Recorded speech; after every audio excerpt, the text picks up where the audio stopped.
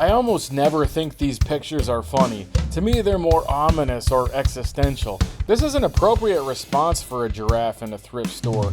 You won't see art this good at the Walker. I'm sorry, but until someone creates an entire retail thrift environment complete with unwanted giraffe popping its head through drop ceiling, I simply rest my case. It's totally immersive and totally interactive.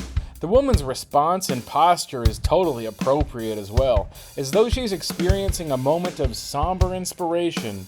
Stand tall wherever you find yourself, the creature proclaims boldly but with subtle remorse. Or perhaps it's a bit less comfortable in this environment. Maybe I'll just hang out up here. I'm not so sure I like it down there, says the giraffe. I guess that's the miracle of open-ended interpretation in pieces such as this. Anyway, this baffling picture came into my life when I was doom scrolling. You guys, whenever I see something like this, I can't help but imagine and empathize. Thrift store teddy bears are maybe the most painful example of this. But hey, an overactive imagination makes for great art pretty much wherever I look. Next is this Lego saucer. I had this set as a kid and it was pretty magical. I encountered this several months ago and then again the other day when, you guessed it, doom scrolling. I suppose that makes two cross-shaped spaceships that were a notable part of my childhood. Consider also the X-Wing. Luke Skywalker mans his cross and defeats the Death Star with aim and trust. The biblical overlap is immense. Defeating death? I mean, that's literally the gospel mission. My dad told me as a little kid that Star Wars stories were inspired by the Bible. I guess I didn't really start thinking about it until recent years, but I mean, it's all there. Old Testament-style warfare and turmoil provokes the hero's journey through decisive personal development, temptation, and eventually triumph. Han didn't believe in the Force at first because he couldn't see it. Yeah, human morality, right and wrong are on full display, and our emotional attachment to the characters indicate the psychological realness of it all. Despite the fantasy setting, this is how reality functions. It makes sense to examine the proof in pudding. Just take a good look at where evil gets you. We all know bitter, vengeful people in real life as well as our familiar fiction. It also makes sense to read between the lines wherever possible. It seems to me that's where God would be revealed.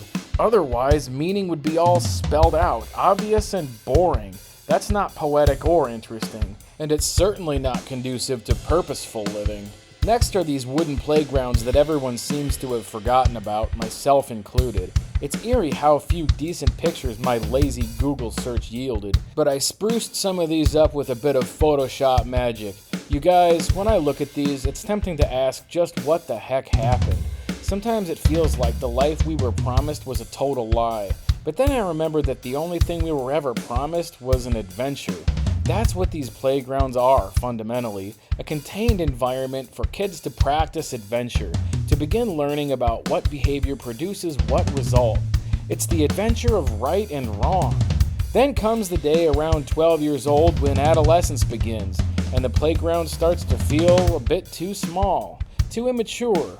A place for little kids, but as creatures of habit, we found ourselves there anyway, listening to new songs full of vulgar words we didn't really understand, setting off our childhoods with a few of the things the adults had been so desperate to protect us from. Maybe we fell hard running away from our innocence. It started to become obvious that the old life wasn't coming back. But would we respond with heroic development or cowardly blame and self-indulgence? Perhaps we would get a heaping dose of both. I suppose that's been my experience. Hey, I'm not ashamed to admit that this life had me beaten to a pulp before I went searching for deeper meaning. I might not have what I want, I might not get what I want, but that doesn't change the fact. We each have a unique mission in this life. It's not up to me to play your cards. I'm just glad Darth Vader made the right decision in the end, and that's how he should be remembered. You know, we're all a bit more like him and a bit less like Luke than we'd like to admit. Where the heck have you been? Whatever, man. I'm here. Go do your little wheelie board thing.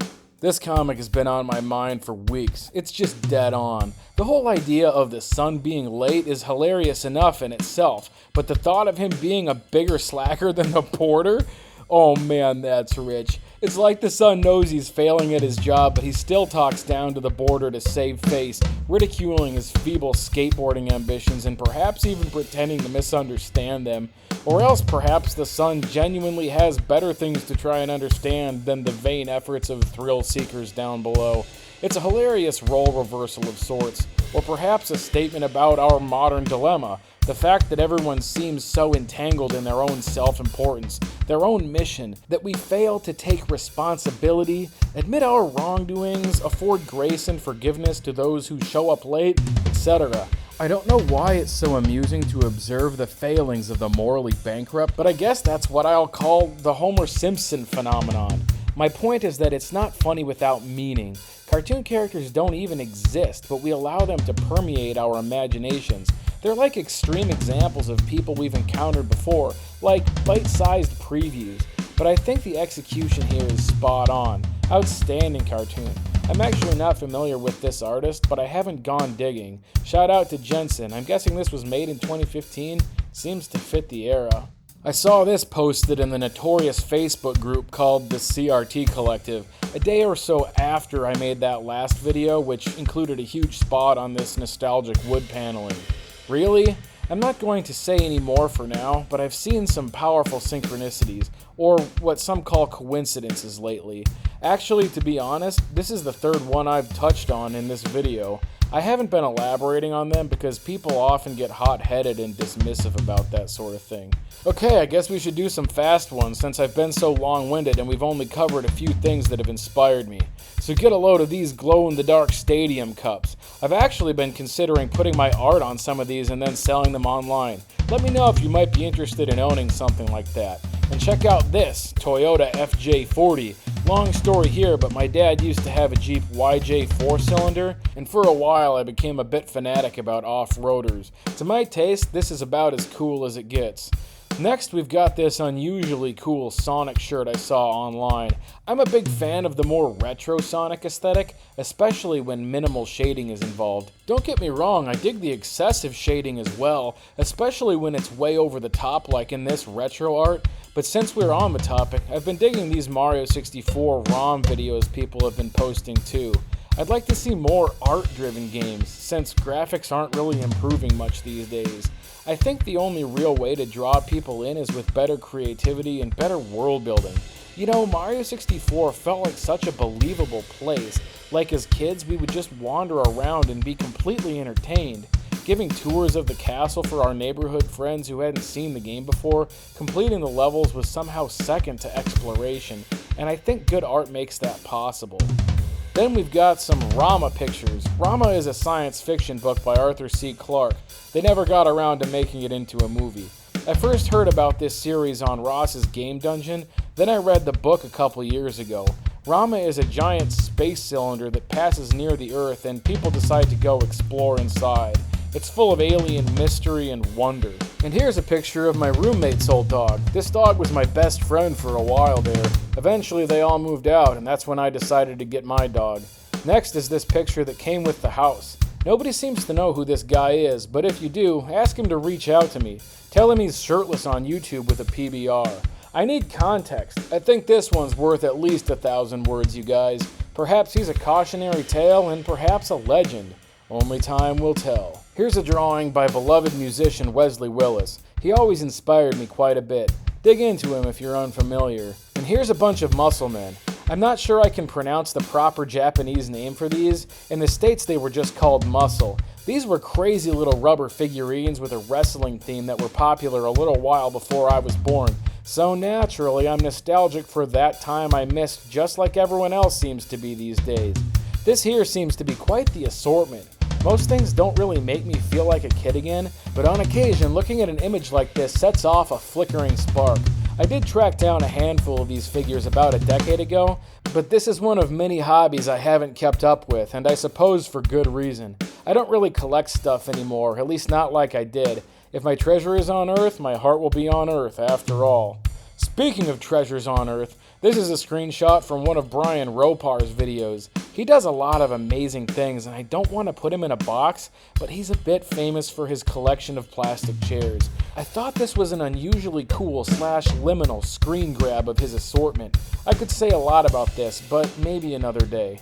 Here we have a Strat build, which I think is super cool. It takes a lot for me to get really excited about a guitar. No, seriously, I like what I like, and this I think is pretty rad.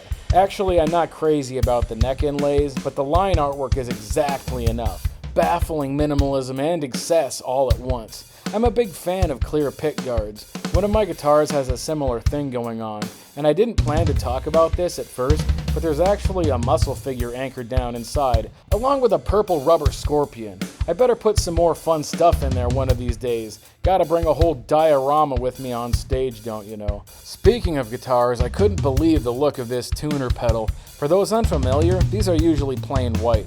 Creativity at every turn right here. It's even got a pitchfork in place of that iconic text. This hits the exact spot if you ask me. What if that was Roland's whole trip? Like, what if every tuner had a chill mystery paint job and there were hundreds of designs? I suppose people would get bent out of shape collecting them and it would take the fun out of it. But imagine a world where everyone just silently agreed to roll with the one they had, and nobody made a big deal out of it. Better yet, what if everyone was given the exact right pedal to perfectly express their individual taste, but without the earthly pretension or perpetual dissatisfaction that comes with the creative process? Here I am dreaming of a perfect world again, but maybe it's not so far off as people like to think. Lastly, we have this set of bowling-themed salt and pepper shakers I saw on eBay during my salt and pepper shaker phase several years ago. I think this is a good place to stop. Hey, there's a lot of fake content and superficial discussion flying around these days, but I'm pretty committed to living in the real world as a real human being, despite the changing trends. Stick with me if you'd like to see more. I appreciate every comment and every subscriber. Let's keep genuine conversation viable. Let's maintain reality. I appreciate you guys.